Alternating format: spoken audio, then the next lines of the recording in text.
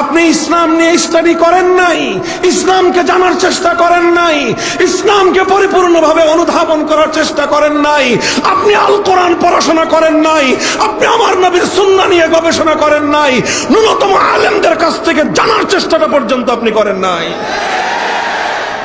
এরপরেও আপনাদের প্রতি সর্বোচ্চ শ্রদ্ধা রেখে বলতেছি, যে সকল মুসলমানেরা রয়েছেন এমন যে যারা অনবহিত, ইসলামের পূর্ণাঙ্গতার ব্যাপারে আপনারা জানেন না, আপনি এখনো অনবগত রয়ে গিয়েছেন, আর সেই আপনার অনবহিতির কারণেই আপনার মধ্যে এক ধরনের হীনমন্যতা তৈরি হয়েছে। আর সেই হীনমন্যতার পরিণাম হলো এই যে আমরা যেমন বুক ফুলিয়ে আল্লাহর জমিনে ইসলামী রাষ্ট্রের দাবি তুলতে পারি, আপনি ইসলামের রাষ্ট্রের দাবি করতে পারেন না বলেই ইসলাম বাদ দিয়ে আপনি আব্রাহাম লিঙ্কন, কার্ল মার্কস, মাও সেতুং, লেনিনদের আদর্শের রাজনীতি করেন। সেই সকল মুসলিম ভাইদেরকে একটু জানানোর জন্যই আমার আজকের আলোচ্য বিষয়। এটা আমরা আলোচনা করছি যে বুঝেন, বুঝবার চেষ্টা করেন একটু, যে এই যে আমাদের দাবি এবং আপনাদের যে কনফিউশন, এই গোলক ধাঁধার সমাধান আমি দেব শুধুমাত্র দুটো স্যাম্পলের মাধ্যমে, দুটো দৃষ্টান্তের মাধ্যমে। মূল গোলক ধাঁধাটা কি ছিল, আবার ফিরে আসি আমি কথায়।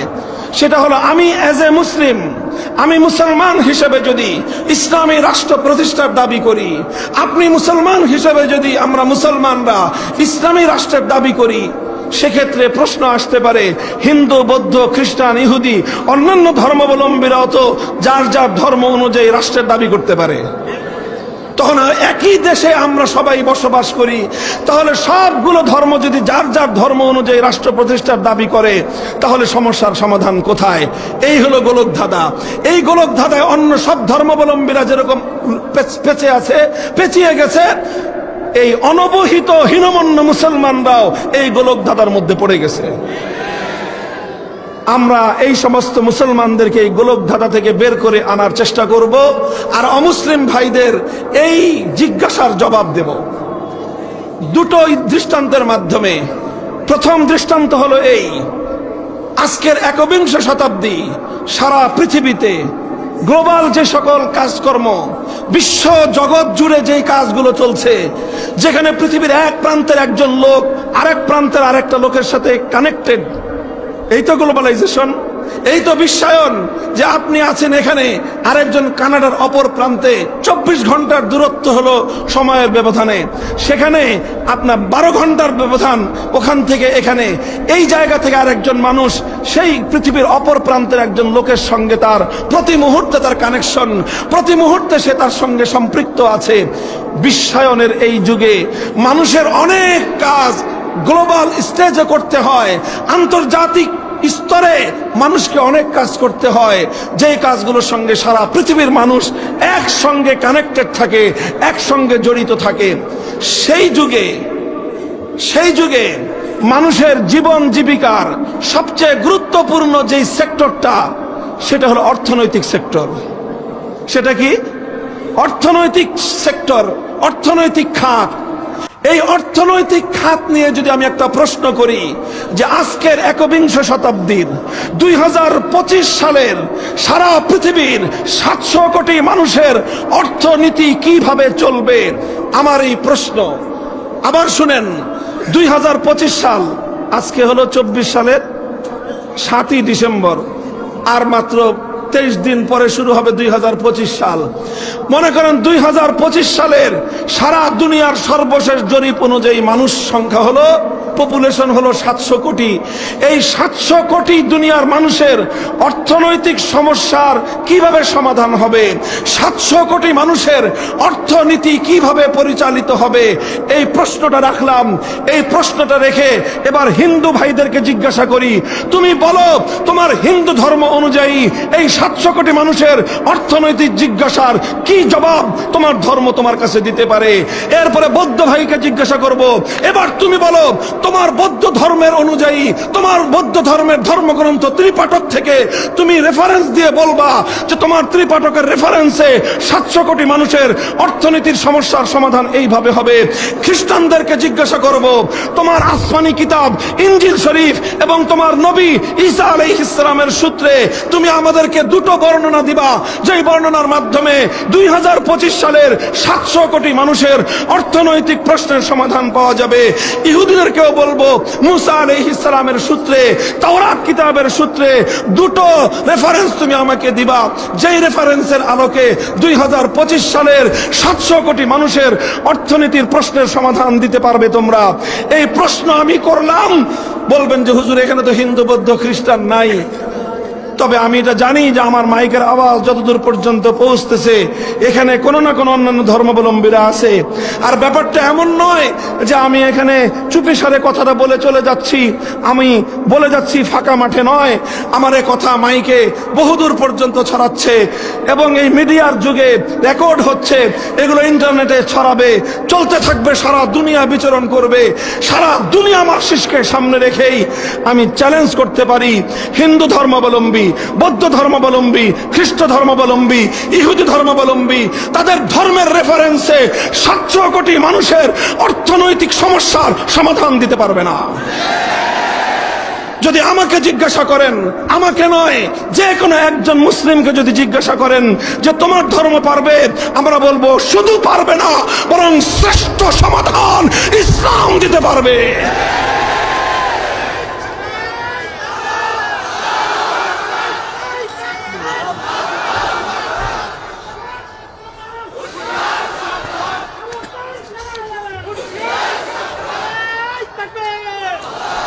2025 সালের জাতীয় বাজেট কিভাবে হবে, 2025 সালের এই আধুনিক একবিংশ শতাব্দীর মিলেনিয়ামের যুগের একটা রাষ্ট্রের জাতীয় বাজেট কিভাবে হবে, রেভিনিউ কালেকশন কিভাবে হবে, এক্সপেন্ডিচার কিভাবে পরিচালিত হবে, এই সকল খাতগুলোকে যদি আপনি ধর্মের আলোকে সাজাতে চান, নট অনলি ফর মুসলিমস, শুধু মুসলমানদের জন্য নয়, জাতি ধর্ম নির্বিশেষে প্রত্যেকটি ধর্মাবলম্বীর জন্য প্রযোজ্য একটি জাতীয় বাজেট যদি আপনি আমার কাছে চান, আমি আল কোরআনের আলোকে, আল্লাহর পয়গম্বরের সুন্নাহর আলোকে বিশ্ববাসীর সামনে উপহার দিতে সক্ষম। মুহতারাম হাজিরিন, এটা শুধু আমাদের গলার জোরের কথা না, এই জন্য এই কথাগুলো একটু আস্তে বলতেছি। অন্য কথা যতটা জোরে বলি, এই কথাটা একটু আস্তে বলছি না আমি? হ্যাঁ, এই কথাটা আস্তে বলতেছি। এজন্য বলতেছি যে এই কথাটা আমার গলার জোরের কথা নয়, এটা রিয়ালিটি, এটা বাস্তবতা। এত বড় রাষ্ট্র আছে আমাদের পার্শ্ববর্তী রাষ্ট্র ভারত, সেই ভারত বর্তমান শাসন করতেছে একটা হিন্দুত্ববাদী একটা সরকার, চরম হিন্দুত্ববাদী সরকার। সেই হিন্দুত্ববাদী সরকারের প্রধান নরেন্দ্র মোদী, অমিত শাহ এবং তাদের যে বিজেপি যে দল, তাদেরকে আমরা ওপেন চ্যালেঞ্জ করলাম, আনো, মোদী কি বলছে সেটা জানতে চাই না, তোমার ধর্মগ্রন্থ কি বলে রেফারেন্স দাও। তোমার গীতার রেফারেন্সে তুমি কথা আনো যে 2025 সালের আমার দেশের লাগবে না, বেটা তোর দেশেরটাই দে। ভারতের জাতীয় বাজেট হিন্দু ধর্মের রেফারেন্সে, তাদের ধর্মীয় গ্রন্থের রেফারেন্স দিয়ে বাজেট কালেকশন কিভাবে হবে, বাজেট খরচ কিভাবে হবে, হিন্দু ধর্মের আলোকে তুমি একটা বাজেট প্রদান করো। পারবা না। কেন পারবা না? কারণ তোমার ধর্ম সে ব্যাপারে নীরব। বৌদ্ধরা, চায়নার মতো রাষ্ট্র তোমার কাছে আছে, সারা পৃথিবীর অর্থনীতি যারা নিয়ন্ত্রণ করতেছে, তোমরা তোমার ধর্মের আলোকে সমস্যার সমাধান দাও, দিতে পারবা না। কেন পারবা না? কারণ তোমার ধর্ম সে ব্যাপারে নীরব। খ্রিস্টানরা সারা পশ্চিমা বিশ্ব তোমরা পরিচালনা করছো, সারা দুনিয়া তোমরা নিয়ন্ত্রণ করছো, তোমাদের মানব রচিত মতবাদের মাধ্যমে তোমরা তোমাদের ধর্মের আলোকে সমস্যার সমাধান দাও। পারবা না, কারণ তোমার ধর্মে সেই সাজেশন নাই। ইহুদিরা কুটো চাল চালতে পারবা, মুসলমানদের বাইতুল মুকদ্দাস দখল করতে পারবা, সারা পৃথিবীর মানুষের পকেট কেটে অর্থনীতি নিয়ে তোমরা তোমাদের জন্য সেই কালো টাকার পাহাড় করতে পারবা, চুরি করতে পারবা, মুসলমানদের সারা পৃথিবীর জনগণের সম্পদ নিয়ে নিজেদের জন্য স্তূপাকৃত করতে পারবা। ধর্মের আলোকে একবিংশ শতাব্দীর আন্তর্জাতিক বাজেট তো দূরের কথা, একটা রাষ্ট্রের জাতীয় বাজেট তোমরা দিতে পারবা না। এর চরম দৃষ্টান্ত হলো এই, আজকের পৃথিবীর সারা দুনিয়া জুড়ে অর্থনৈতিক লেনদেনের জন্য, অর্থনৈতিক কার্যক্রম পরিচালনার জন্য একটা অনিবার্য অনুষঙ্গ হয়ে দাঁড়িয়েছে ব্যাংকিং সিস্টেম। বলেন বলেন, সারা দুনিয়ার, সারা পৃথিবীর যত অর্থনৈতিক ট্রানজাকশন এই সব চলছে ব্যাংকিং সেক্টরের মাধ্যমে। এখন তো তারা বলতেছে যে আগামীর দিনে ক্যাশলেস সোসাইটি হবে সারা পৃথিবী জুড়ে। এই ক্যাশলেস সোসাইটি বলেন, যেভাবেই বলেন, সব কিছুর চ্যানেলটা হলো ব্যাংকিং চ্যানেল। এই ব্যাংকিং চ্যানেলের মাধ্যমে সারা দুনিয়ার 700 কোটি মানুষ কিন্তু এই চ্যানেলের সঙ্গে কোনো না কোনো ভাবে জড়িত। বলেন কথা ঠিক না বেঠিক? এই যে ব্যাংকিং সিস্টেমটা সারা দুনিয়ায় পরিচালিত হচ্ছে এবং ব্যাংকিং সিস্টেমটা আজকের পৃথিবীর অর্থনৈতিক কার্যক্রমের একটা অনিবার্য পরিবহন হিসেবে, বাহন হিসেবে ব্যবহৃত হচ্ছে। এই ব্যাংকিং সেক্টরটা নিয়ে যদি আমি আপনাদের সামনে দৃষ্টান্ত দেই, শুধু আমার এই বাংলাদেশে সরকার অনুমোদিত ইসলামিক ব্যাংক আছে 9টা। কয়টা? ফুল ইসলামিক ব্যাংক, একেবারে টপ টু বটম যে ব্যাংকগুলো ইসলামকে অনুসরণ করবে বলে তারা প্রতিশ্রুতি দিয়েছে। বাকি কতটুকু তারা অনুসরণ করে সেটা তাদের ইমানদারির বিষয়, সেই জায়গায় আমি আলোচনা করতে চাই না। 9টা ব্যাংক রয়েছে ফুল ইসলামিক ব্যাংক। আর এছাড়া আরো প্রায় 5-7টা ব্যাংক রয়েছে যারা পূর্ণাঙ্গ ইসলামিক ব্যাংকিং করে না, তবে তাদের ইসলামিক ব্রাঞ্চ রয়েছে, ইসলামিক ব্যাংকিং এর উইন্ডো রয়েছে, অর্থাৎ তারাও ইসলামিক ব্যাংকিং আংশিক করে। এবং বাংলাদেশ ব্যাংক, যেটা আমাদের সেন্ট্রাল ব্যাংক, সেই সেন্ট্রাল ব্যাংকের বিরাট একটা এখন পার্ট করে দেওয়া হয়েছে ইসলামিক ব্যাংকিং এর জন্য। অর্থাৎ সেই জায়গাটাকে সরকার ঘোষণা দিয়েছে যে বাংলাদেশ ব্যাংকের এই জায়গাটা সুদমুক্ত থাকবে এবং তারা শুধুমাত্র ইসলামিক ব্যাংকগুলো নিয়ে ডিল করবে। মোহতারাম হাজিরিন, শুধু এটা আমার বাংলাদেশ নয়, সারা পৃথিবী জুড়ে ওয়েস্টার্ন ওয়ার্ল্ড, পশ্চিমা বিশ্ব, ইউরোপ, আমেরিকা সহ পৃথিবীর এমন দেশ খুঁজে পাওয়া কঠিন যেখানে ইসলামিক ব্যাংকিং নাই। ইসলামিক ব্যাংকিং মানে কি? ইসলামিক ব্যাংকিং এর মূল কথা হলো এমন ব্যাংকিং যেই ব্যাংকিং সেক্টরটা পরিচালিত হবে আল কোরআন এবং নবীর সুন্নাহর নীতিমালা অনুযায়ী। আচ্ছা, মুসলমানরা যেরকম সারা পৃথিবীর বাসীর জন্য ইসলামিক ব্যাংক উপহার দিল, ইসলামিক ব্যাংকে শুধুমাত্র মুসলমানরাই অ্যাকাউন্ট খুলে? আরে ভাই কথা বলেন না কেন? মিনমিনান আপনারা, সাতক্ষীরার মানুষ কথা বলেন। ইসলামিক ব্যাংকগুলোকে শুধুমাত্র মুসলমানরাই অ্যাকাউন্ট খুলে? হিন্দুদের অ্যাকাউন্ট নাই, খ্রিস্টানদের অ্যাকাউন্ট নাই, বৌদ্ধদের অ্যাকাউন্ট নাই? তাহলে ইসলামিক ব্যাংকগুলো ইসলামিক ব্যাংকিং এর মাধ্যমে কোরআন সুন্নাহর নীতিমালা অনুযায়ী সব ধর্মাবলম্বীদেরকে ব্যাংকিং সেবা দিচ্ছে। এবার আপনি বাটি চালান দেন, প্রয়োজনে তুলা রাশি আনেন, সারা দুনিয়া জুড়ে একটা হিন্দু ব্যাংক খুঁজে দেখান, সারা পৃথিবী থেকে একটা ইহুদি ব্যাংক দেখান, সারা দুনিয়া একটা বৌদ্ধ অথবা একটা খ্রিস্টান ব্যাংক দেখান, পারবেন না। নাই, সারা দুনিয়ার কোথাও নাই। কেন নাই? প্রশ্নটা করেছেন কোনদিন নিজের বিবেকের কাছে? কোন হিন্দু ভাই করেছেন যে যেরকম মুসলমানরা ইসলামিক ব্যাংক করলো আমরা হিন্দুরা হিন্দু ব্যাংক করি? কেন কোনদিন একজন হিন্দু ভাই নিজের বিবেককে প্রশ্ন করেছেন? কোন একজন বৌদ্ধ বা খ্রিস্টান নিজের বিবেককে প্রশ্ন করেছেন? আর হীনমন্য, অনবহিত, প্রকৃত মূর্খ মুসলমানরা কোনদিন জিজ্ঞাসা করেছেন যে আমি রাজনীতির কথা শুনলেই, ইসলামী রাজনীতির কথা শুনলেই শরীরের মধ্যে অ্যালার্জির চুলকানি হয়, যখন ব্যাংকিং সেক্টরে ইসলামিক ব্যাংক গোটা বাংলাদেশের অর্থনীতির মেরুদণ্ডকে সোজা রাখে, তখন তোমার ইসলামের নাম শুনলে তো তোমার চুলকানি হয় না? আল্লাহ পাক তোমাদেরকে বুঝদান করুক। হীনমন্য মুসলমান, মাথা সোজা করে দাঁড়াও। তুমি কোন বিকলাঙ্গ ধর্মের অনুসারী নও, তুমি কোন আনকমপ্লিট ধর্মের অনুসারী নও, তুমি একটা কমপ্লিট কোড অফ লাইফ ইসলামের আদর্শের অনুসারী। তুমি তুমি কেন হীনমন্যতার শিকার হবা? মুহতারাম হাজিরিন, আমি এই প্রসঙ্গে কথা দীর্ঘায়িত করতে চাই না। এটা শুধু একটা আপনাদেরকে দৃষ্টান্ত হিসাবে দেখালাম যে ইসলাম তো আজ প্রায় 1960-এর দশক থেকে 40 বছর আর 20 বছর, 60 বছর প্লাস 5 বছর, 65 বছর, আজ প্রায় 7 দশক হতে চলেছে যে সারা দুনিয়া জুড়ে মুসলমানরা ইসলামিক ব্যাংকিং সিস্টেম গড়ে তুলে দুনিয়ার 700 কোটি মানুষের অর্থনৈতিক লেনদেন ইসলামের নীতিমালা অনুযায়ী পরিচালনা করবার ব্যবস্থা শুধু কিতাবপত্রে নয়, প্র্যাকটিক্যালি সারা দুনিয়ার সামনে দিয়েছে। তাহলে অর্থনীতির ক্ষেত্রে ইসলাম মানা যায়, হিন্দু ধর্ম মানা যায় না। অর্থনীতির ক্ষেত্রে ইসলাম মানা যায়, বৌদ্ধ ধর্ম মানা যায় না। অর্থনীতির ক্ষেত্রে খ্রিস্টান ধর্ম, ইহুদি ধর্ম মানা যায় না, মানা যায় কেবলমাত্র ইসলাম ধর্ম। মুহতারাম হাজিরিন, কথাটা এই জায়গায়, তুমি যদি ইসলামিক রাষ্ট্র ব্যবস্থার কথা শুনলে তোমার এতটাই অ্যালার্জির চুলকানি হয়, তোমার যদি এতটাই গাত্রদাহ হয়, তাহলে তুমি কথাটা কেন বুঝো না যে ইসলামই পারে একমাত্র মানব জীবনের সব সমস্যার সমাধান দিতে। ইসলাম পারে মানুষের অর্থনৈতিক সমস্যার সমাধান দিতে। শুধু মুসলমানের নয়, জাতি ধর্ম নির্বিশেষে একটা নাস্তিক, এমনকি মুরতাদ যে আল্লাহকে স্বীকার করে না, ওই বেটারও অর্থনৈতিক সুরক্ষা একমাত্র ইসলাম প্রদান করতে পারে, আর কেউ পারে না।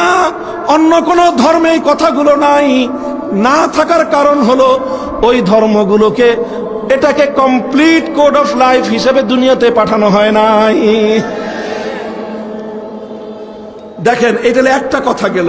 কাজেই আপনি যখনই অর্থনীতির সেক্টরে আসবেন, আচ্ছা বলেন তো, অর্থনীতির সেক্টর বাদ দিলে রাষ্ট্রের থাকেটা কি? আর সারা দুনিয়ার রাজনীতি যারা করে আপনি খোঁজ নিয়ে দেখেন, আমেরিকা থেকে নিয়ে শুরু করে বাংলাদেশ পর্যন্ত রাজনীতি নিয়ন্ত্রণ করে কারা জানেন? অর্থনীতিবিদরা। বর্তমান বাংলাদেশের প্রধান উপদেষ্টা কে জানেন? ডক্টর ইউনূস। কি জিনিস জানেন? তিনি একজন অর্থনীতিবিদ, জাস্ট, আর কিছুই না। তার মূল পরিচয় তিনি একজন অর্থনীতিবিদ। অর্থনীতিবিদরাই সারা দুনিয়াকে পরিচালনা করে।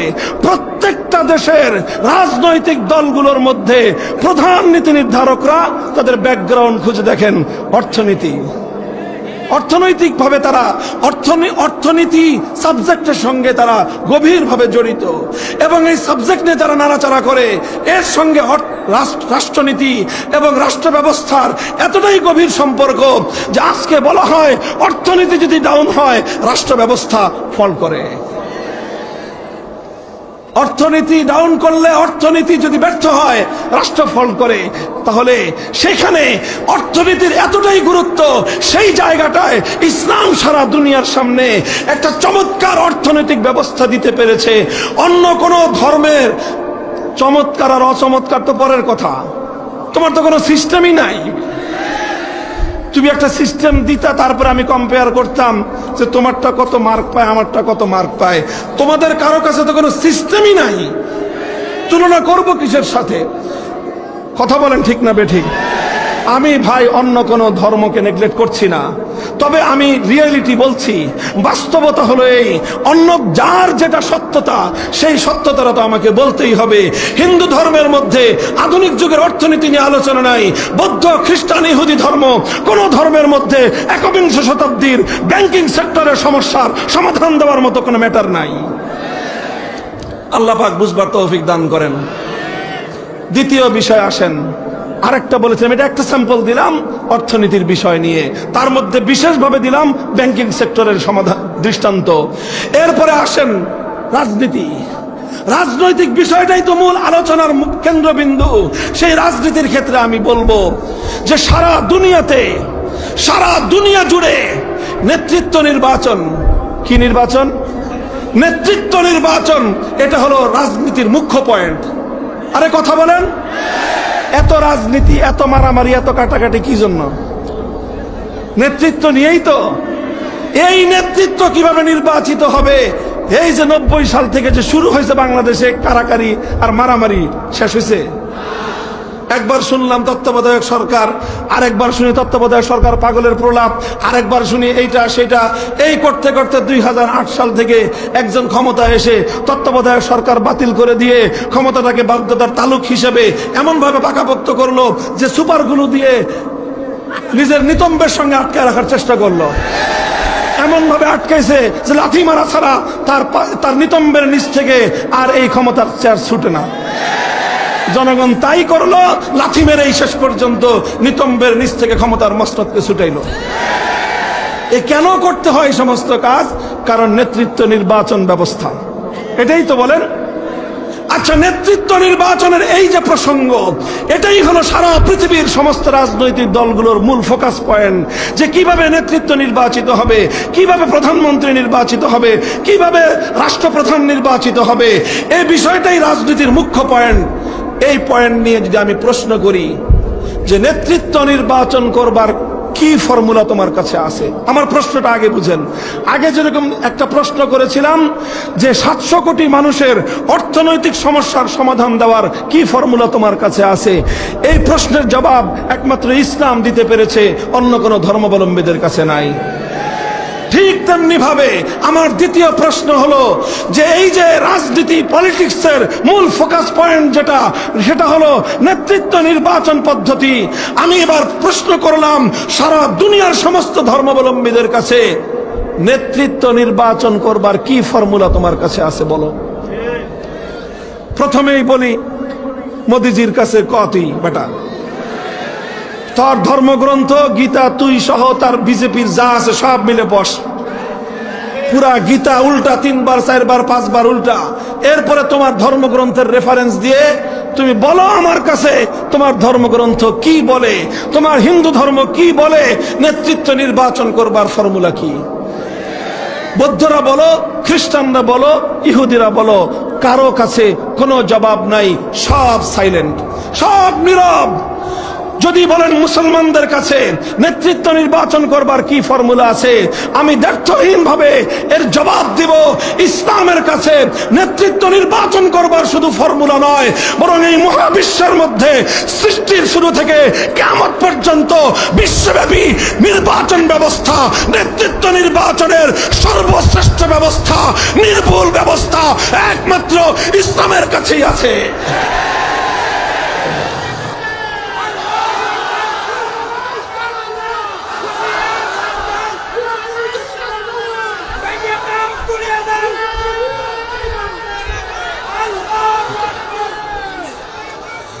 আলহামদুলিল্লাহ, সারা দুনিয়া ব্যাপী নেতৃত্ব নির্বাচন করবার ফর্মুলা ইসলাম দিয়েছে। ইসলামের নেতৃত্ব নির্বাচনের ফর্মুলায় সারা দুনিয়া ব্যাপী মুসলমানদের একজন নেতা থাকবেন। সেই নেতার পরিচয় হবে তিনি খলিফাতুল মুসলিমিন, সেই নেতার উপাধি হবে তিনি হবেন আমিরুল মুমিনিন, সেই নেতার পরিচয় হবে সারা দুনিয়া জুড়ে তিনি এক নেতা। সেই নেতার নির্বাচন ফর্মুলা হবে আহলুল হাল্লি ওয়াল আকদ। সারা দুনিয়া থেকে ভোটার কালেক্ট করা হবে, সেই ভোটাররা বিশেষ বিশেষ ক্রাইটেরিয়ায় ভোটার নির্বাচিত হবে। সেই ভোটারদের ভোটের মাধ্যমে একজন আমির নির্বাচিত হবে। এক আমিরের নেতৃত্বে 700 কোটি মানুষ নির্বিঘ্নে তাদের রাজনৈতিক সকল কর্মকাণ্ড পরিচালনা করবে।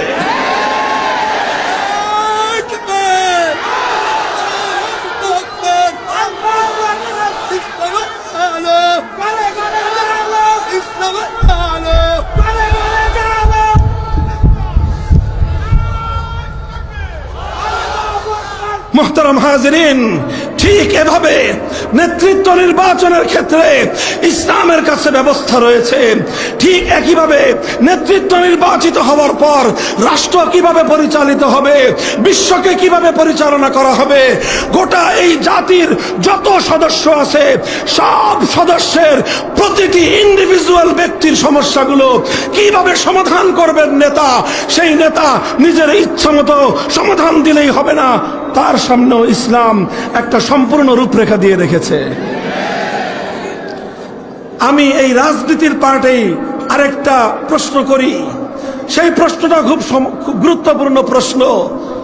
যে কোনো রাষ্ট্রই হোক, যে কোনো ধর্মের আলোকেই পরিচালিত হোক, সেই রাষ্ট্রের মধ্যে অন্যান্য ধর্মাবলম্বীরা থাকবে কি থাকবে না?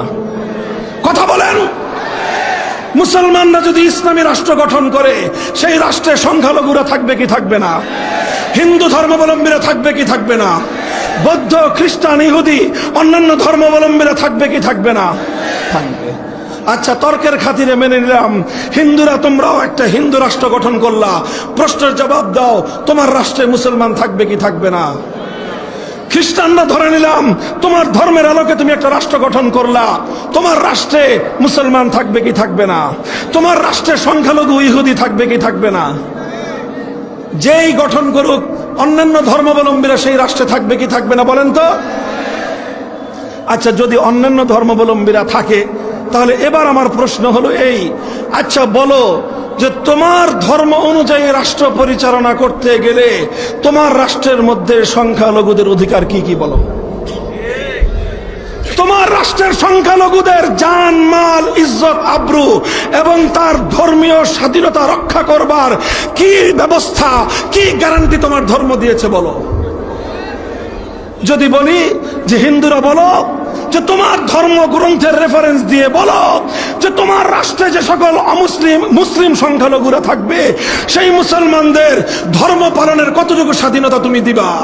সেই রাষ্ট্রে যদি কোনো মুসলমান গরু জবাই করে গরুর গোশত খেতে চায় তুমি কি করবা বলো?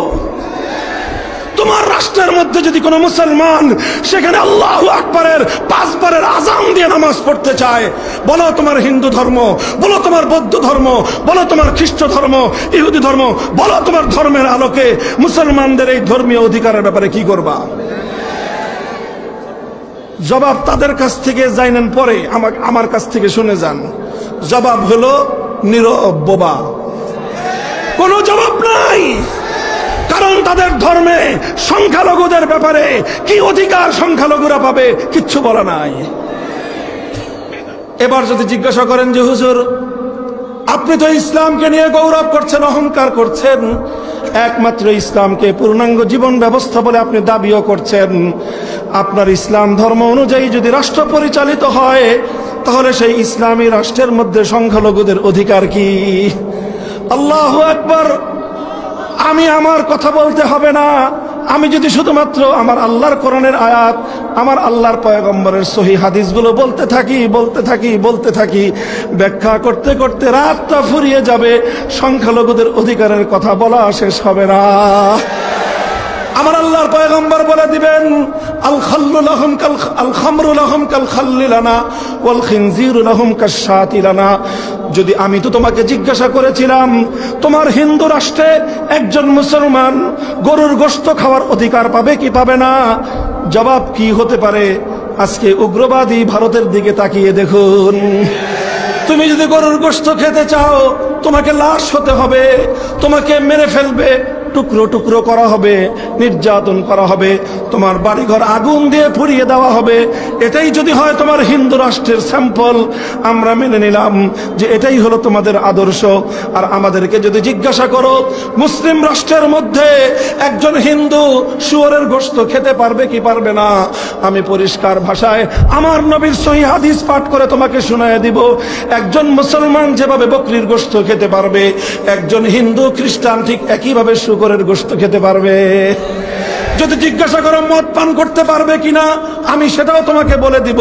একজন মুসলমান যেভাবে জুস পান করতে পারবে, একজন মুসলমান যেরকম সিরকা পাস পান করতে পারবে, শরবত যেমন একজন মুসলমানের পান করার অধিকার রয়েছে, মদ পান করবার অধিকার একজন অমুসলিমের রয়েছে।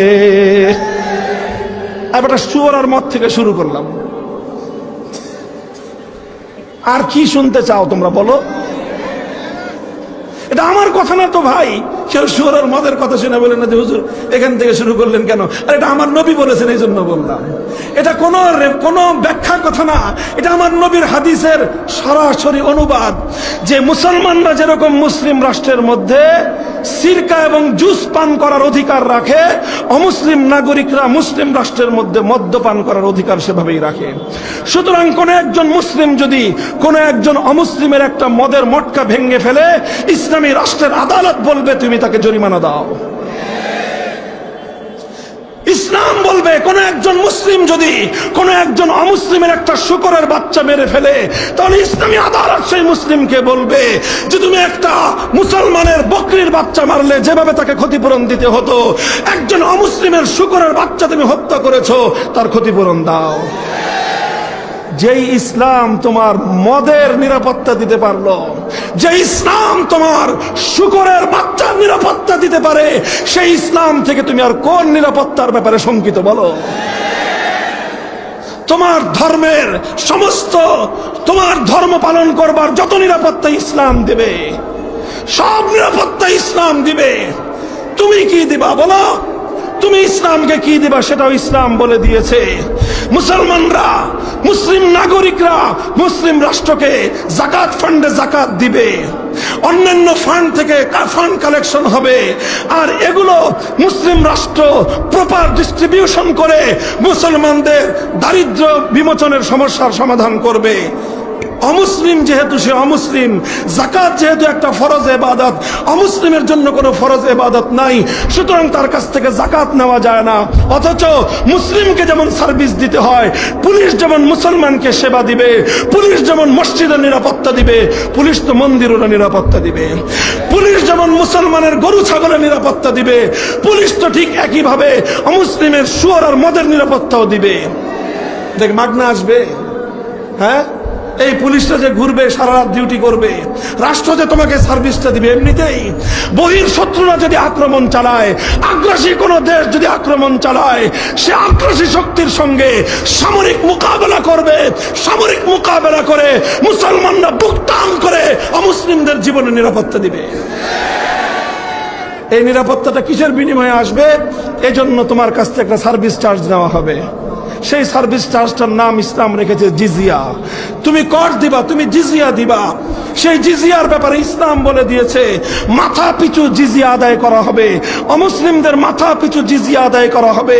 এবং সেই জিজিয়া নির্ধারণের ক্ষেত্রে আমার নবী সরওয়ারে কায়নাত রাহমাতুল আলামিন সাল্লাল্লাহু আলাইহি ওয়াসাল্লাম মানদণ্ড ঠিক করে দিয়েছেন যে কার কাছ থেকে কতটুকু কর আদায় করা হবে।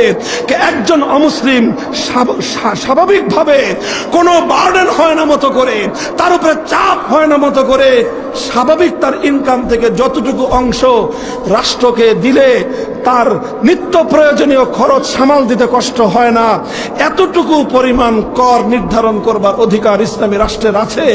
আর এর চেয়ে বেশি যদি কর কোন অমুসলিমের উপর ইসলামী রাষ্ট্রপ্রধান আরোপ করে, আল্লাহর নবী বলেছেন আমি সেই ইসলামী রাষ্ট্রপ্রধানের বিরুদ্ধে কিয়ামতের দিন আল্লাহর দরবারে আমি মুহাম্মদুর রাসূলুল্লাহ নিজে বাদী হয়ে মামলা দায়ের করব। কি চাও আর তুমি বলো? তুমি কি চাও? মুসলমানরা 2.5% যাকাত দিবে, তোমার কাছ থেকে 2.5%-এর বেশি নেওয়া হবে না। যদি তুমি বৃদ্ধ হয়ে যাও, বার্ধক্যে উপনীত হও, তোমার কর মওকুফ করে দেওয়া হবে। তুমি যদি চিকিৎসাহীন থাকো, ইসলামী রাষ্ট্র তোমার চিকিৎসার নিরাপত্তা দিবে, তোমার মন্দিরের নিরাপত্তা দিবে, তোমার দেবতার নিরাপত্তা দিবে, তোমার শুকরের নিরাপত্তা দিবে, তোমার মদের নিরাপত্তা দিবে, জীবনের নিরাপত্তা দিবে, ইজ্জতের নিরাপত্তা দিবে। সমস্ত নিরাপত্তা দেওয়ার দায়িত্ব ইসলাম গ্রহণ করেছে।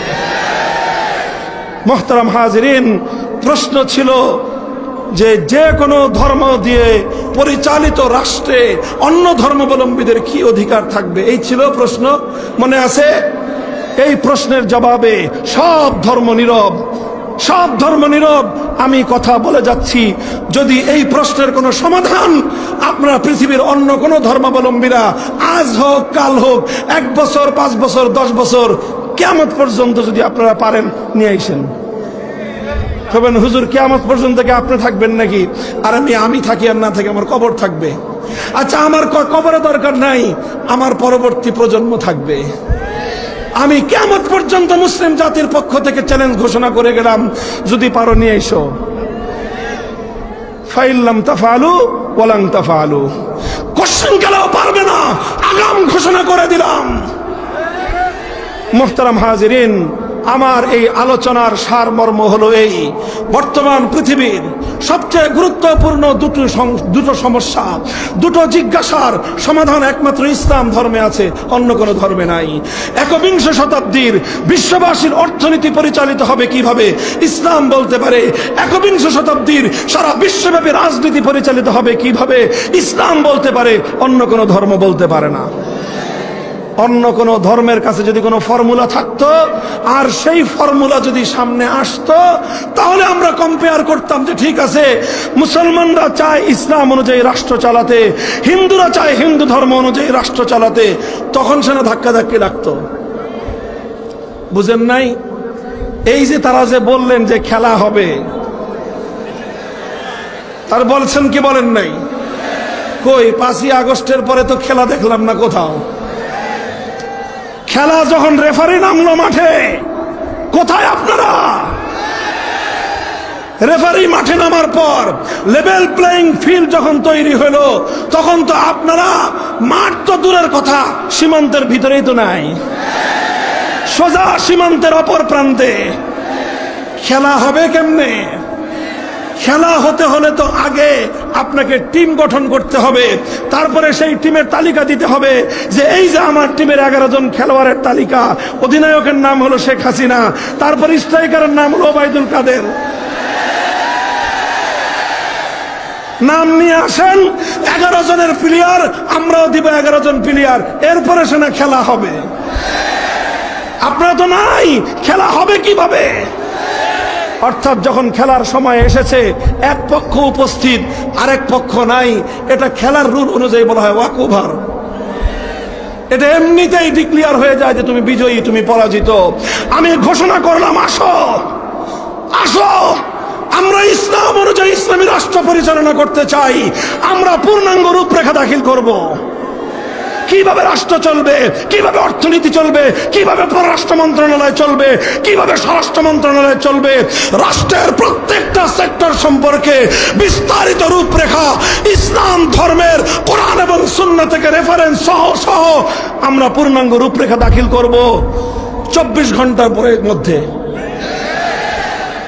আর অন্য ধর্মাবলম্বীদেরকে 24 বছর টাইম দিলাম, যা নিয়ে আস। 24 বছরের মধ্যে তোমরা তোমাদের ধর্ম অনুযায়ী একটা রাষ্ট্রের প্রত্যেকটা সেক্টরের সমস্যার সমাধান বলতে তোমার ধর্ম কি বলেছে সাবমিট করো। সাবমিট করার পরে কম্পেয়ার হবে, আন্তঃধর্মীয় একটা টিম গঠন করা হবে। সেই ধর্ম বিশেষজ্ঞরা তারা সব মিলে যাচাই বাছাই করে সিদ্ধান্ত দিবে যে কোন ধর্মের ফর্মুলাটা একবিংশ শতাব্দীর জাতি ধর্ম নির্বিশেষে প্রত্যেক ধর্মাবলম্বীদের জন্য অধিক কল্যাণকর হতে পারে। তারপরে সিদ্ধান্ত হবে। অত দূর যাওয়া লাগবে না, কারণ তারা এরকম কোনো ফর্মুলা দিতেই পারবে না, তাদের ধর্মগ্রন্থেই এগুলো নাই। মুহতারাম হাজিরিন, এই কারণেই যেহেতু অন্য কোন ধর্মের মধ্যে অর্থনীতির সমস্যার সমাধান নাই, অন্য কোন ধর্মের মধ্যে রাজনৈতিক ব্যবস্থা নাই, অন্য কোন ধর্মের মধ্যে নেতৃত্ব নির্বাচনের প্রক্রিয়া নাই, অন্য কোন ধর্মের মধ্যে সংখ্যালঘুদের অধিকারের কথা স্পষ্টভাবে বলা নাই, সুতরাং অন্য কোন ধর্মাবলম্বীরা নিজ নিজ ধর্ম অনুযায়ী রাষ্ট্র পরিচালনা করবার শুধুমাত্র দাবি করতে পারে, কিন্তু সে দাবির সপক্ষে একটা অনলি সিঙ্গেল যুক্তি তারা দেখাতে পারবে না। এই কারণেই যেহেতু তাদের কাছে নাই, মুসলমানদের কাছে আছে, এখন শুধুমাত্র ইসলামকে ঠেকানোর জন্যই এক নতুন ফর্মুলা তারা আবিষ্কার করেছে। এই কথাটা ভালো করে বুঝেন। যেহেতু তাদের কাছে না, ইসলামের কাছে আছে, ইসলাম পারে সব দিতে। আর এজন্যই মুসলমানরা 1000 বছর পর্যন্ত এই পৃথিবীকে পরিচালনা করেছে, ইসলাম ধর্ম অনুযায়ী পরিচালনা করেছে, রাষ্ট্র চলেছে ইসলাম অনুযায়ী, নেতা নির্বাচিত হয়েছে ইসলাম অনুযায়ী, সংখ্যালঘুরা অধিকার পেয়েছে ইসলাম ধর্ম অনুযায়ী, সারা পৃথিবীতে শান্তির রাজ কায়েম হয়েছে ইসলাম অনুযায়ী।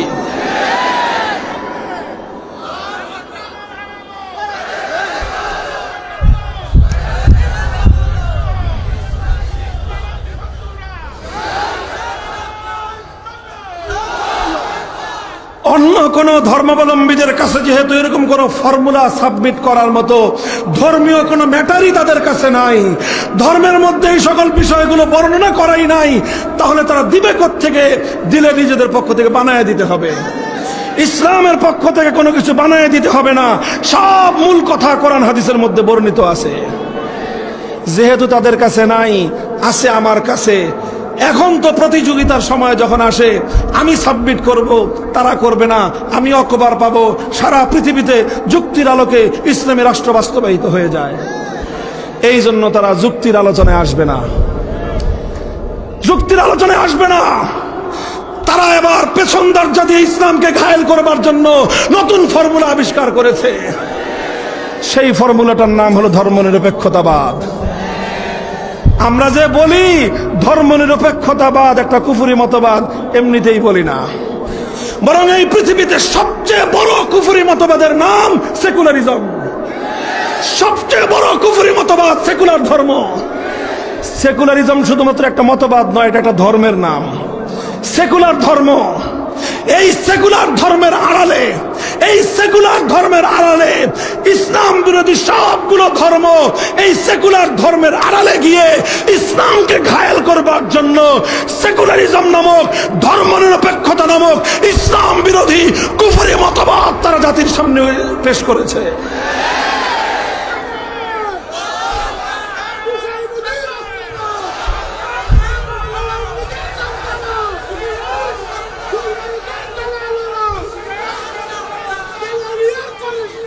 এই জন্য তারা বলে কি, এই জন্য তারা নতুন তথ্য আবিষ্কার করেছে, নতুন দর্শন আবিষ্কার করেছে, নতুন থিওরি আবিষ্কার করেছে। কি থিওরি? থিওরি হলো তাদের এই যে রাষ্ট্র হবে এমন যে সেই রাষ্ট্রের সাথে কোনো ধর্মের সম্পৃক্ততা থাকতে পারবে না। কেন ভাই? ধর্ম ভালো জিনিস না খারাপ জিনিস? সবাই জিজ্ঞেস করেন ধর্ম ভালো জিনিস না খারাপ জিনিস? সোরা এবার কর, সোরা এবার জবাব দে, ধর্ম ভালো জিনিস না খারাপ জিনিস? আমি তো ইসলাম জিজ্ঞাসা করি নাই, কি জিজ্ঞাসা করছি? বলেন কি জিজ্ঞেস করেছি? ধর্ম ভালো জিনিস না খারাপ জিনিস? হিন্দুরা কি বলবে? কি বলবে বলেন? আমি যখন এভাবে জেনারেল প্রশ্ন করব যে ধর্ম, রিলিজিয়াস, এটা ভালো জিনিস, রিলিজন এটা ভালো জিনিস না খারাপ জিনিস, হিন্দুরা কি বলবে? খ্রিস্টানরা কি বলবে? বৌদ্ধদেরকে কি বলতে হবে? ইহুদিদেরকে কি বলতে হবে? মুসলমানরা তো ভালো বলবেই। তো যদি ধর্ম ভালো জিনিস হয়, তাহলে রাষ্ট্র এবং রাজনীতির সাথে সম্পর্ক থাকবে না কেন? এই চোরের দল বল, এই সব চোরের দলরা ইসলামকে ঠেকানোর জন্য এই মুনাফিকি চরিত্রের এই ফর্মুলা আবিষ্কার করেছে যে তোমার যদি ধর্ম যদি ভালো জিনিস হয়ে থাকে, তাহলে রাষ্ট্র এবং রাজনীতির সঙ্গে ধর্মের সম্পর্ক থাকবে না কেন? আসল কাহিনী কি? একটা গল্প বলি। আপনাদের এই দক্ষিণবঙ্গেই আমাদের রক্তের সম্পর্ক। আমার নানার বাড়ি গ্রেটার খুলনায়, বাগেরহাটের মোল্লাহাট থানায়। এই এলাকার একটা গল্প আছে, আমার নানার বাড়িতে আছে, আপনাদের এলাকায় থাকবে স্বাভাবিক। গল্পটা হলো, এক তো বলে গোয়ালা, গোয়ালা আছে না? গোয়ালা কাদেরকে বলে? দুধ বিক্রি করে। এদেরকে কি বলে? গোয়ালা ছাড়া আর কি বলে? গোশ বলে, গোয়ালা বলেন, সুন্দর ভাষা, এটা সারা বাংলাদেশে বলে। আর এগুলো বলে কিষান, কিষান বলে না? কৃষক। কৃষক আর গোয়ালা, গোয়ালাও গরু পালে, কৃষকও গরু পালে। পালে কিনা? গোয়ালা গরু পালে কেন? দুধ বিক্রি করার জন্য। কৃষক গরু পালে কি জন্য? হাল চাষ করার জন্য। কথা ঠিক? কৃষকের আসল টার্গেট থাকে দুইটা বলদ চাষ পালা, কারণ হাল চাষ তো আর গাই দিয়ে হবে না ভালো, তো বলদ পালবে। এখন বলদ তো শুধু পাললে লস, এই জন্য সাথে দুইটা গাইও পালে, ঠিক না? এখন গাই পাললেই তো বাছুর হয়। এখন কৃষকের বাড়িতেও বাছুর হয়, গোয়ালার বাড়িতেও বাছুর হয়। এখন গোয়ালার গাই যখন বাছুর দেয়, ওলান ভর্তি দুধ থাকে, ওই দুধ করে কি গোয়ালায়? এই সব দুধ দহন করে নিয়ে বাজারে বিক্রি করে। একেবারে চিপাইতে চিপাইতে শেষ পর্যন্ত পারে না রক্ত বের করতে। সব দুধ চিপাই নিয়ে তারপর ওটার সঙ্গে পারলে আর একটু দুধ পানি মিশায়। এরপরে নিয়ে বাজারে বিক্রি করে এলো গোয়ালা, তাই না? বাছুর তো দুধ পায় না। আর কৃষকের বেচারার তো দুধ বেচার কোনো উদ্দেশ্য না তার, ও মাঝে মাঝে বিক্রি করলে করে, না হলে ওই দুধ তার বাচ্চারা খায় আর গরুর বাছুর খায়। তো এই জন্য কৃষকের বাছুর সবসময় দুধ পায়, এই দুধ পায় আর দুধ খায়। মায়ের বুকের দুধ খেয়ে তো এই কৃষকের বাছুর হয় হৃষ্টপুষ্ট, মোটা তাজা, এটা খুব চঞ্চল হয়। বাচ্চারা তো এমনিই চঞ্চল থাকে। আপনি একটা বাচ্চা খুব সভ্য ভদ্র, যদি ওরে বলেন 10 মিনিট বসে থাকবা, 1.5 বছরের বাচ্চা, পারবেন চুপ করে বসায় রাখতে? মানুষের বাচ্চাকেই আপনি 10 মিনিট নীরবে বসায় রাখতে পারবেন না, বাইন্ধে রাখতে হবে। তাহলে এমনি বসায় রাখতে পারবেন না, কারণ বাচ্চার মধ্যে সেই স্বভাব আল্লাহ দেন নাই। ও চঞ্চলতাটাই হলো বাচ্চার সৌন্দর্য। তো মানুষের বাচ্চার যদি চঞ্চলতা সৌন্দর্য হয়, তো গরুর বাছুরের কি অবস্থা? তো গরুর বাছুর কিন্তু খুব দৌড়ায়। এখন গোয়ালার বাছুর আর কৃষকের বাছুর দুটোটা মাঠে একসাথে। এখন কয় আয় আমরা প্রতিযোগিতা করি। এখন কিসের প্রতিযোগিতা? কৃষকের বাছুর কয় আয় এখান থেকে দৌড় দেই, ওই যে 3 মাইল দূরে নদীর কূলে কে আগে যেতে পারে। এখন গোয়ালার বাছুর চিন্তা করে, যদি দৌড় দেই, ও তো সকালে দুধ খেয়েছে আর আমার দুধ তো সব বাজারে গেছে, আমার তো পেটে নাই দুধ, 3 দিন পর্যন্ত 1 ফোঁটা দুধ চোখে দেখি না, এই ঘাস মাস খায় কোন রকম পাইতে রয়েছি। এনে দৌড় দিলে আমি 1.5 মাইল যেতে, ও 3 মাইল চলে যাবে। এখন গোয়ালার বাছুর কয় যে না, এই কষ্ট করে দৌড় প্রতিযোগিতার দরকার নাই, আমরা অন্য একটা প্রতিযোগিতা করি। কি প্রতিযোগিতা করবি? কয় দুজন বসে দেখি কে বেশি নেজ নাড়াইতে পারে। বুঝেন নাই কথা? মানে আলসামি কে বেশি করতে পারে। এখন আলসামির দিক থেকে তো গোয়ালার বাছুর আলসামির দিক থেকে তো 1 নম্বর, কারণ সে না খেয়ে দুধ সব বিক্রি করে, তাকে হৃষ্টপুষ্ট না করার কারণে এখন সে দুর্দান্ত গতির দৌড়াতে সে পারে না। এখন প্রতিযোগিতার প্রশ্ন আসলেই গোয়ালার বাছুর কয় আয় লেজ নাড়াই, কৃষকের বাছুর বলে আয় দৌড় লাগাই। এখন যখনই আসলো আসো, সারা দুনিয়াতে আমরা এই মানব জাতির কল্যাণকর ধর্মগুলো দিয়ে মানুষের সমাজ এবং রাষ্ট্রকে আমরা পরিচালনা করি। ইসলাম বলে যে আসো দৌড় প্রতিযোগিতা লাগাই, অন্য সব ধর্মাবলম্বীরা বলে আসো নেজ নাড়াই।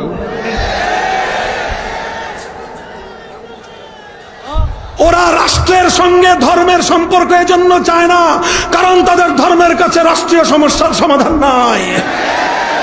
ওরা রাষ্ট্রের সঙ্গে, রাজনীতির সঙ্গে ধর্মের সম্পর্ক দেখতে চায় না, কারণ অর্থনৈতিক সমস্যার সমাধান তাদের ধর্মের কাছে নাই, ব্যাংকিং সমস্যার সমাধান তাদের ধর্মের কাছে নাই, নির্বাচন সমস্যার সমাধান ওদের ধর্মের কাছে নাই, অর্থনীতির সমস্যার সমাধান ওদের ধর্মের কাছে নাই, সংখ্যালঘু সমস্যার সমাধান ওদের ধর্মের কাছে নাই। আন্তর্জাতিক কোনো একটা সমস্যার সমাধান ইসলাম ছাড়া অন্য কোনো ধর্মের কাছে নাই।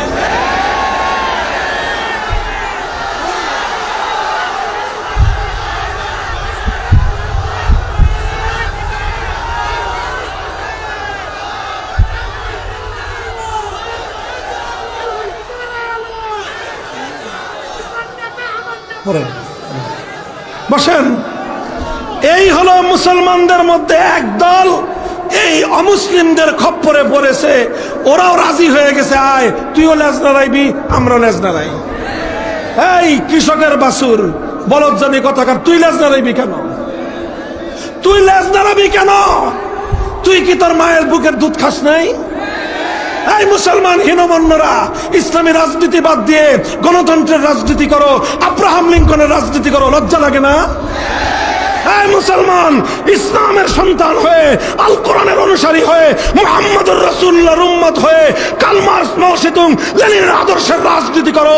লজ্জা থাকলে কচু গাছের রশিতে গলায় দড়ি দিতি।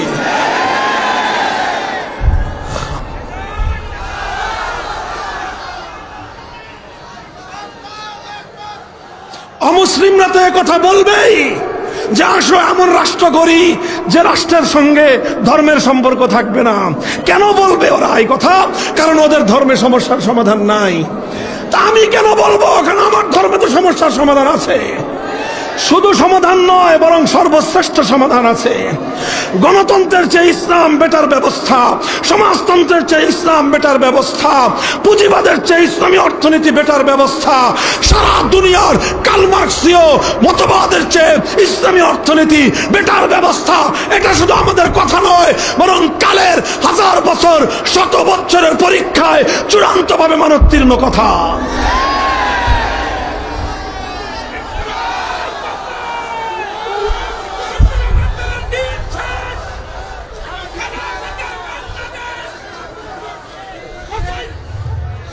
মুহতারাম হাজিরিন, আমার কথা আমি কি আপনাদেরকে বোঝাতে পারলাম? ধর্মনিরপেক্ষতার গীত কারা গায় বুঝতে পেরেছেন? ধর্মনিরপেক্ষতার গীত হিন্দু গাইতে পারে, কারণ হিন্দু ধর্মের কাছে মুসলমানদেরকে মোকাবেলা করার মতো সেকুলারিজমের এই হাতিয়ার ছাড়া অন্য কোনো হাতিয়ার নাই। বৌদ্ধ, খ্রিস্টান, ইহুদিবাদীরা তারা মুসলমানদেরকে ঠেকাবার জন্য ধর্মনিরপেক্ষতার গান গাইতে পারে, কিন্তু কোন মুসলমানের সন্তান ধর্মনিরপেক্ষতার এই হাতিয়ার দিয়ে ইসলামকে ঠেকাবার জন্য যদি মাঠে নামে, এটা হবে তার জন্য আত্মঘাতী সিদ্ধান্ত। তোমরা যদি কেউ গর্দভের বাচ্চা হয়ে থাকো, তুমি থাকো গাধার বাচ্চা। আমরা গাধার বাচ্চা নই, আমরা ইসলামের কোন হীনমন্য মুসলিম নই, আমরা অজ্ঞ এবং মূর্খ মুসলিম নই, আমরা ইসলাম নিয়ে গৌরব এবং অহংকারকারী মুসলিম, আমরা ইসলামকে পূর্ণাঙ্গ জীবন ব্যবস্থা বিশ্বাসকারী মুসলিম। এবার আসেন, এতক্ষণ বুঝের কথা বলেছি, এতক্ষণ যুক্তির কথা বলেছি, এতক্ষণ তর্কের কথা বলেছি। এই তর্ক, এই যুক্তি, এই শিক্ষা যাদের কান দিয়ে না ঢুকবে, যারা এটা বুঝতে না পারবে, এবার পরিষ্কার তাদের কাছে আমাদের আলটিমেটামের ভাষা হলো এই: মুসলমানদের বাংলাদেশ এটা হবে আল কোরআনের বাংলাদেশ। এদেশের সংবিধান হবে আল কোরআনের সংবিধান, এদেশের রাষ্ট্র ব্যবস্থা হবে ইসলামের রাষ্ট্র ব্যবস্থা।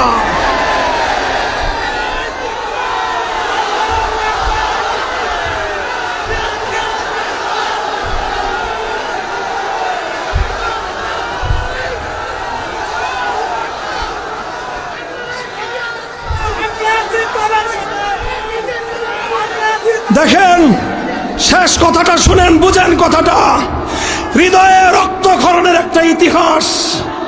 এই ইতিহাস বলতে গেলে হৃদয় থেকে রক্ত ঝরে, চোখ থেকে অশ্রু ঝরে। বড় মর্মান্তিক, হৃদয় বিদারক এক কথা। এভাবে ইসলাম অনুযায়ী রাষ্ট্র পরিচালনা করবার জন্য, আল্লাহর কোরআনের আইন দিয়ে সমাজকে পরিচালনার স্বপ্ন নিয়ে আমার বাংলাদেশের, আমাদের পূর্বপুরুষরা, আপনার দাদা, আমার দাদা, আপনার বাবা, আমার বাবারা সেই ব্রিটিশ আমল থেকে লড়াই করেছে, যুদ্ধ করেছে, রক্ত দিয়েছে, জীবন দিয়েছে, রক্তের নজরানা দিয়ে এদেশের প্রতি ইঞ্চি মাটিকে খরিদ করেছে। কেন করেছে? এই ভারতের গোলামি করার জন্য, ভারতের সেবাদাস হওয়ার জন্য। 1947 সালে বাড়ির কাছের দিল্লিকে আমরা লাথি মেরেছি, বাংলাদেশের চতুর্পার্শ্বের এই ভারতকে আমরা তালাক দিয়েছি, দিল্লিকে আমরা লাল কার্ড দেখিয়েছি। আমরা সেই 2000 মাইল দূরত্বের পশ্চিম পাকিস্তানিদের সঙ্গে গাঁটছড়া বেঁধেছি শুধু একটা কারণে, অন্য কোনো বিষয় ছিল না। ওদের সঙ্গে আমাদের আলগা কোনো পীড়িত ছিল না। একটা বিষয় ছিল আমাদের পূর্বপুরুষদের দীর্ঘদিনের কামনা, দীর্ঘদিনের অন্তরের তামান্না, হৃদয়ের তামান্না। এমন একটা মানচিত্র পাবো, এমন একটা ভূগোল পাবো, এমন একটা রাষ্ট্র পাবো যে রাষ্ট্রে আমরা না খেয়ে থাকলে না খেয়ে থাকবো, খেতে না পারলে 3 বেলার জায়গায় 1 বেলা খাবো, প্রয়োজনে আমরা পেটে পাথর বাঁধবো, কিন্তু এমন একটা রাষ্ট্র চাই যে রাষ্ট্রের সংবিধান হবে আল কোরআন। এমন একটা সমাজ চাই যেই সমাজটা পরিচালিত হবে সোনার মদিনার মুহাম্মদ আরবির খিলাফতের আদর্শ অনুযায়ী। এই জন্যই আমরা 47 সালে ওদেরকে তালাক দিছি। এরপরে তার কোনোদিন তোমাদের সঙ্গে আমাদের সংসার করার কথা হয় নাই। কিন্তু 71-এর স্বাধীনতার পরে এই ভারতের প্রধানমন্ত্রী শ্রীমতী ইন্দিরা গান্ধী খুব চাতুর্যের সাথে শেখ মুজিবুর রহমান সাহেবকে বোকা বানাইছেন। অথবা তিনি বুঝে হোক না বুঝে হোক, আমি ভালো বললাম যে না বুঝে করেছেন, বোকামি করেছেন। আর যদি বলেন যে না আমাদের নেতা না বুঝে করেন না বুঝে করেছেন, তাহলে বলবো বুঝে শুনে দেশটা বিক্রি করেছেন। এখন আপনারাই সিদ্ধান্ত নেন, বুঝে করেছেন না না বুঝে করেছেন। না বুঝে করলে বোকা হয়েছেন, বুঝে করলে গাদ্দারি করেছেন। পরিষ্কার কথা, 1971 সালের মুক্তিযুদ্ধের আগে বাংলাদেশে কোনোদিন ধর্মনিরপেক্ষতার কথা বলা হয় নাই, বরং বলা হয়েছে সম্পূর্ণ এর বিপরীত কথা। 70-এর জাতীয় নির্বাচনের আগে এই শেখ মুজিবুর রহমান সাহেব, এই আওয়ামী লীগ, এই নৌকা মার্কা জাতীয় ইশতেহার, নির্বাচনী ইশতেহার দেয়, দেয় কি দেয় না? 70-এর আওয়ামী লীগের নির্বাচনী ম্যানিফেস্টোতে কি ছিল? চ্যালেঞ্জ করলাম, আমি 70-এ জন্মগ্রহণ করি নাই, ইতিহাস পড়েছি, ইতিহাস পাতায় আছে। চ্যালেঞ্জ করলাম, 70-এর আওয়ামী লীগের নির্বাচনের ইশতেহারে কথা ছিল পরিষ্কার, বিজয়ী হতে পারলে কোরআন সুন্নাহ বিরোধী কোনো আইন করবেন না। বলবেন হুজুর সেই ইশতেহার তো 5ই আগস্ট অফিস টফিস সব জ্বালায় দিছে, ওই ইশতেহার এখন নাই। অফিস জ্বালাইছে, সুধা সদন তো আছে শ্বশুর বাড়ি। সুধা সদন কিন্তু ওনাদের আপার শ্বশুর বাড়ি, ওটা ডক্টর ওয়াজেদ মিয়ার বাড়ি। ওয়াজেদ মিয়ার ডাক নাম ছিল সুধা মিয়া, এই জন্যই সুধা সদন বলে। ধানমন্ডিতে ওই বাড়িটা আছে এখন ওনাদের। ওই বাড়িতে তো কেউ আক্রমণ চালায় নাই। 32 নম্বরেও গেছে পাবলিক, কিন্তু শ্বশুর বাড়ি কেউ চিনতে পারে নাই। আছে তো ওখানে আপনাদের 70-এর নির্বাচনের ইশতেহারের কপি আছে না? যদি বলেন যে নাই, বাংলাদেশের স্বাধীনতার ইতিহাসের দলিল ঘরে ঘরে সংরক্ষিত আছে। 70-এর নির্বাচনে আপনারা এই ওয়াদা করেছিলেন, চ্যালেঞ্জ করলাম। আমার এই কথা যদি ভুল প্রমাণিত হয়, লাখো মানুষের মজলিসে বলতেছি, আর কোনোদিন মাইকে মামুনুল হক কথা বলবে না।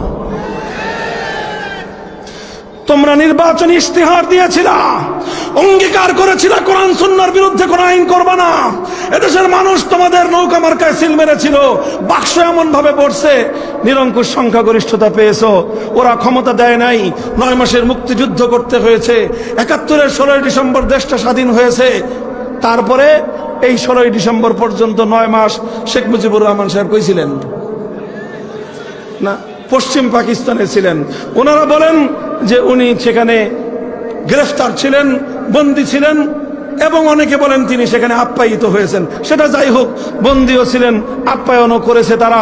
তারপরে 16ই ডিসেম্বরের পরে মুক্তি পেয়ে লন্ডন গেছেন, শ্রীমতী ইন্দিরা গান্ধীর সঙ্গে ওনার সাক্ষাৎ হয়েছে।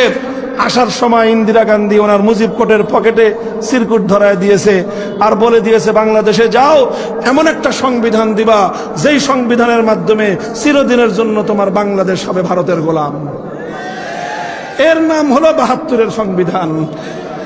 এই 72-এর সংবিধানটা 71-এর চেতনাকে ধ্বংস করার সংবিধান। 72-এর সংবিধান বাংলাদেশকে ভারতের গোলাম বানানোর সংবিধান। 72-এর সংবিধান মুক্তিযুদ্ধের চেতনাকে গলা টিপে হত্যা করার সংবিধান। আর এই 50 বছর ধরে বাংলাদেশের মানুষকে 71 71 71 বলে বলে 72-এর ভেজাল চেতনা খাওয়ানো হয়েছে। আর এইভাবেই ভেদাল চেতনায় চেতিত হয়ে এই ওনারা গোটা বাংলাদেশকে দূষিত করেছেন। বর্তমান প্রজন্ম আলহামদুলিল্লাহ যথেষ্ট সচেতন। এরা এখন ভেজালের ব্যাপারে সচেতন। নির্ভেজাল জিনিস তারা এরা খায় না এখন আর। এখন তারা সত্যিকার 71-এর চেতনাকে উদ্ঘাটন করেছে। 71-এর চেতনাকে উদ্ঘাটন করে মূর্তি সংস্কৃতি মসজিদের নকর থেকে বুড়িগঙ্গায় ভাসিয়ে দিয়েছে। টেকনাফ থেকে তেতুলিয়ায় মুসলমানদের জনপদের কোন জাতীয় স্থাপনায় আর কোন মূর্তি নাই। ওমা ইউবদিউল বাতিল ওমা ইউঈদ। ইনশাআল্লাহ বাংলার মাটিতে আর কোনদিন মূর্তি সংস্কৃতি আসতে দেওয়া হবে না।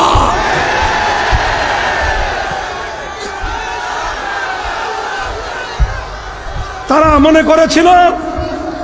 মনে করেছিল 2008 সালে এই ভিনদেশী সেবাদাসী ক্ষমতায় আসার পর আবার নতুন করে সংবিধানের মধ্যে ভারতের দালালির সেই চুক্তি, সেই মূলনীতি, ধর্মনিরপেক্ষতা, এটা বাংলাদেশের সংবিধানে থাকার কথা নয়।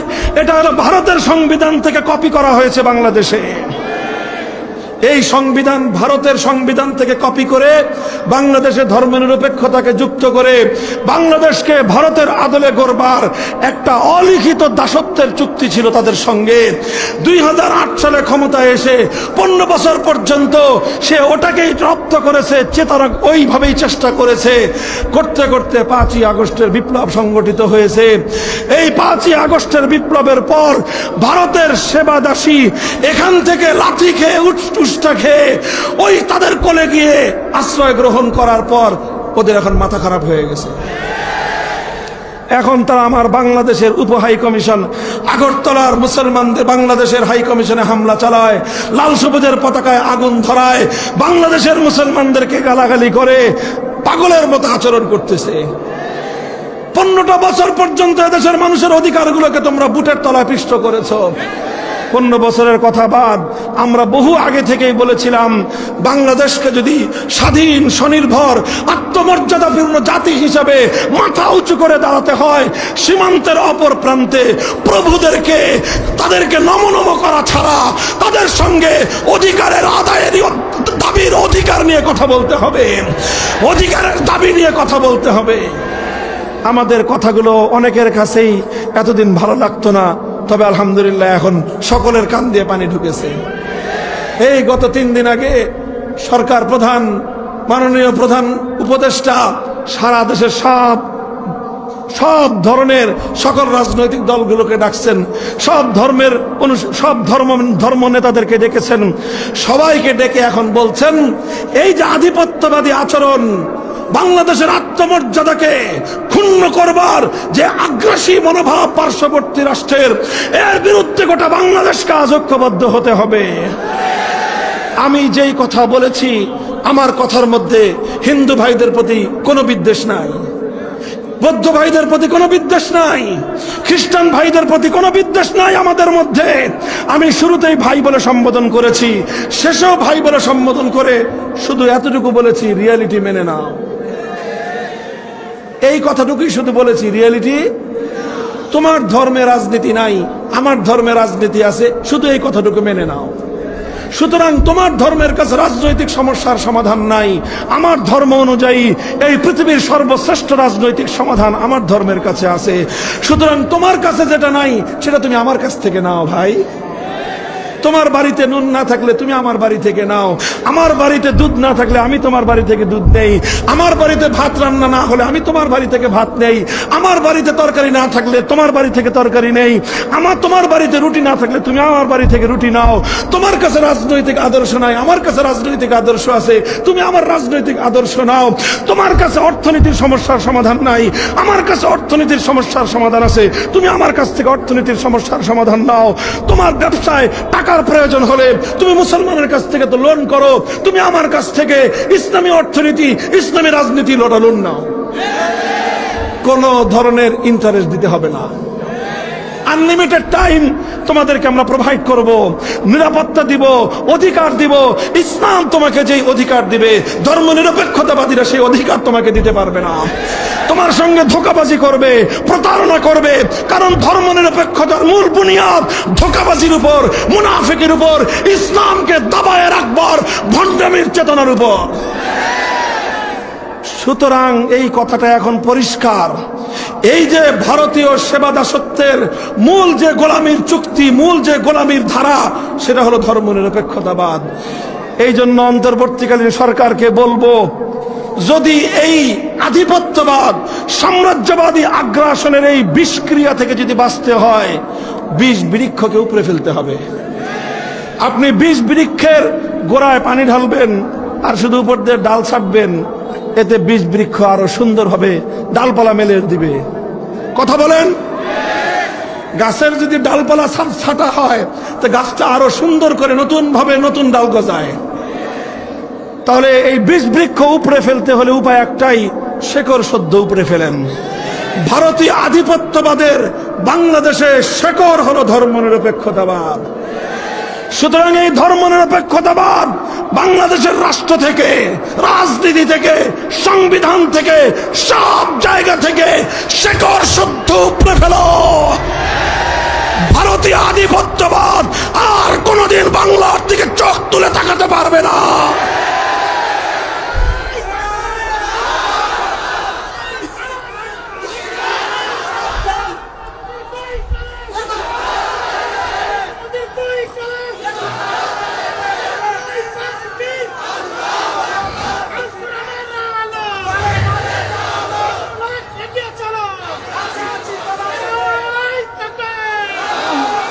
আমরা বলতে চাই, বর্তমানে বাংলাদেশের একটা গুরুত্বপূর্ণ এজেন্ডা হলো ভারতীয় আধিপত্যবাদ রুখে দাঁড়াও। কথা বলেন। এই ব্যাপারে আমাদের পরিষ্কার প্রস্তাবনা। ঐক্যবদ্ধ জাতি আমরা গড়ে তুলেছি, এবার ঐক্যবদ্ধ হয়েছি। এবার বিষ বৃক্ষের শেকড়টা উপরে ফেলেন, দেখবেন আর কোনোদিন আধিপত্যবাদ বাংলাদেশে আসবে না। 2 নম্বর, আমাদের বর্তমান জাতীয় ইস্যু হলো সংবিধান সংস্কার। এই সংবিধানে অনেক কাটাছেঁড়া হয়েছে, অনেক ধাপ্পাবাজি চলেছে, অনেক কিছু হয়েছে।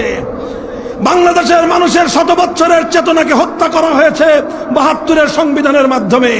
71-এর চেতনাকে ধ্বংস করা হয়েছে 72-এর সংবিধানের মাধ্যমে।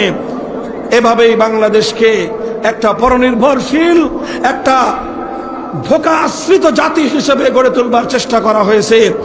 এখন বাংলাদেশের আগস্ট বিপ্লব পরবর্তী সময়ে আমাদের স্পষ্ট কথা, একটা সাজেশন আমরা দিয়ে যাই, সংবিধান সংস্কারের সময় একটা কথা সংযুক্ত হতে হবে।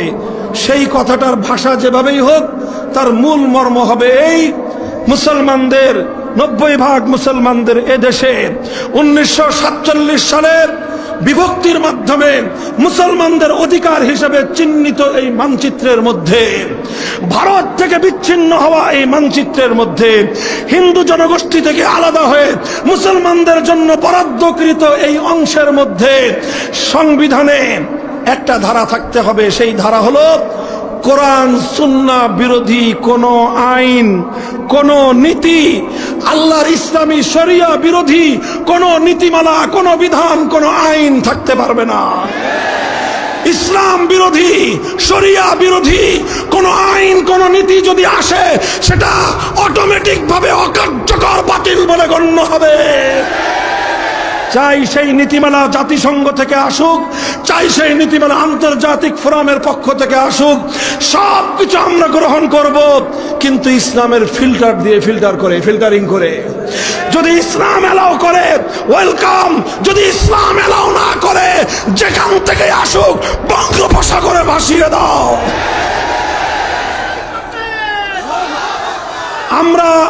আমরা আজকে সংবিধান সংস্কারের জন্য এই প্রস্তাবনা তুললাম আমি, যে কোরআন সুন্নাহ বিরোধী অথবা ইসলামী শরিয়া বিরোধী কোন আইন, কোন নীতিমালা, কোন ধারা বাংলাদেশে গ্রহণযোগ্য হবে না। আপনারা একমত?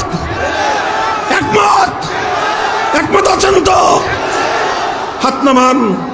লাখো জনতার, বাংলাদেশের মানুষের হৃদয়ের এই আকুতি, 100 বছরের আমাদের পূর্বসূরীদের আত্মদান, হাজারো লাখো শহীদের রক্তের ঋণ শোধ করেন এবার। আগস্ট বিপ্লবের পর হাতে পায়ে ধরে বলছি, এবার আমাদের এই প্রাণের দাবিটুকু মেনে নেন। যদি না মানেন, প্রশ্ন বলেন, যদি হুজুর না মানে কি করবেন? পরিষ্কার ভাষায় বলে দেই, যদি আমাদের এ দাবি সহজ ভাষায় না মানা হয়, আল কোরআনের বিপ্লব আনার জন্য, ইসলামী রাষ্ট্র প্রতিষ্ঠার জন্য শহীদি ঈদগাহে মাথায় কাফনের কাপড় পরে লক্ষ কোটি যুবক হাজির হবে, রক্ত দিবে, জীবন দিবে।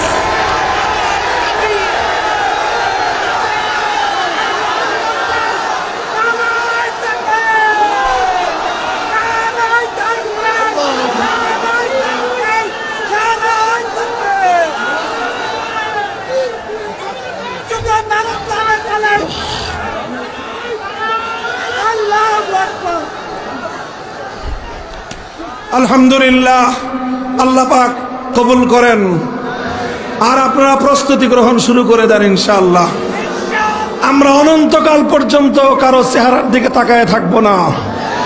আমরা একটা যৌক্তিক সময় দেব, এরপরে ইনশাআল্লাহ বাংলাদেশে ইসলামী বিপ্লবের জন্য আমরা মাঠে নামতে বাধ্য হব। চূড়ান্ত বিপ্লব আসবে, শান্তিপ্রিয় পন্থায় না আসলে রক্তের সাগর বেয়ে বিপ্লব আসবে। জীবনের বিনিময়ে বিপ্লব আনা হবে, শহীদ ঈদগাহে জামায়াত হয়ে বিপ্লব আনা হবে ইনশাআল্লাহ। আল্লাহ পাক রব্বুল আলামিন সেদিন দেখার সৌভাগ্য আমাদের সকলকে নসিব করুন। আখিরু দাওয়ানা আলহামদুলিল্লাহি রাব্বিল আলামিন। আসসালামু আলাইকুম ওয়া রাহমাতুল্লাহ। সুবহানাল্লাহি ওয়া বিহামদিহি সুবহানাল্লাহিল আযীম। আল্লাহুম্মা সাল্লি আলা মুহাম্মাদিন ওয়া আলা আলি মুহাম্মাদ কামা সাল্লাইতা আলা ইব্রাহিম ওয়া আলা আলি ইব্রাহিম ইন্নাকা হামিদুম মাজিদ। يا حي يا قيوم برحمتك نستغيث أصلح لنا شأننا كله ولا تكلنا إلى أنفسنا طرفة عين। আল্লাহ ইলাহুল আলামিন রব্বুল আলামিন আমাদের মাহফিলকে আপনি কবুল এবং মঞ্জুর ফরমান। হে আল্লাহ, লক্ষ জনতার এই জামায়াত ইসলামের বিপ্লব দেখতে চায়, কোরআনের শাসন দেখতে চায়। আয় আল্লাহ, শত বছর ধরে আল্লাহ আমাদের পূর্বপুরুষরা অনেক ত্যাগ কোরবানি শাহাদাতের নজরানা, জীবনের নজরানা পেশ করেছেন। আয় আল্লাহ, সকল শহীদের রক্তের বিনিময়ে তোমার এই জমিনকে তুমি ইসলামের দেশ, ইসলামের ঘাঁটি হিসাবে তুমি কবুল করো। আয় আল্লাহ, কোরআনের রাজ কায়েম করে দাও। আয় আল্লাহ, চূড়ান্ত বৈষম্যপূর্ণ, চূড়ান্ত বৈষম্যহীন, ইনসাফপূর্ণ সমাজ গড়বার জন্য খেলাফতের সোনালী শাসন ব্যবস্থায় আল্লাহ তুমি আমাদেরকে কায়েম করার তৌফিক এনায়েত করো। রব্বানা তাকাব্বাল মিন্না ইন্নাকা আনতাস সামিউল আলিম ওয়া তুব আলাইনা ইয়া মাওলানা ইন্নাকা আনতাত তাওয়াবুর রহিম। সুবহান রাব্বিকা রাব্বিল ইজ্জাতি আম্মা ইয়াসিফুন ওয়া সালামুন আলাল মুরসালিন ওয়ালহামদুলিল্লাহি রাব্বিল আলামিন। আসসালামু আলাইকুম।